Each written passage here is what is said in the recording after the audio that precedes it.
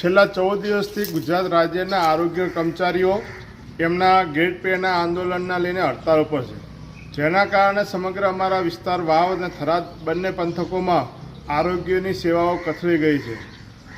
ગુજરાત સરકાર દ્વારા 2022ની વિધાનસભાની ચૂંટણી પહેલાં જ્યારે આરોગ્ય કર્મચારીઓ હડતાળ પર ગયા ત્યારે 56 દિવસ જેટલી હડતાળમાં ત્યારે સરકારે એક કમિટીની રચના કરી હતી, કેમ કે વિધાનસભાની ચૂંટણી સામે હતી ત્યારે.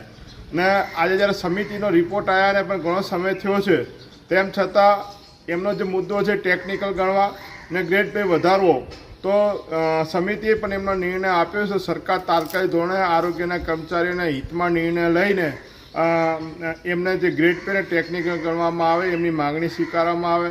આજે આરોગ્ય કર્મચારીઓ હડતાળના લીધે અમારા વિસ્તારની અંદર ક્યાંક ને ક્યાંક ડેન્ગ્યુ કે મેલેરિયા જેવા રોગોનો પણ અત્યારે ફેલાવો થઈ રહ્યો છે.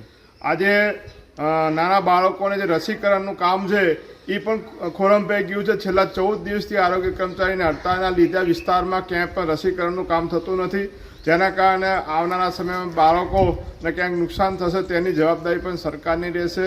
જ્યારે કોરોના સમયે કોઈનું નહોતું ત્યારે આરોગ્ય કર્મચારીઓએ દિવસ રાત લોકોની સેવા કરી છે, ત્યારે સરકારે જે સમિતિના નિર્ણયને બહુમતીના આધારે જે સમિતિએ નિર્ણય આપ્યો છે એનો અમલ કરવો જોઈએ. તાત્કાલિક ધોરણે અમને ટેકનિકલ આરોગ્ય કર્મચારી ગણી અને સાથે સાથે ગ્રેડ પર પણ વધારી આપવો જોઈએ.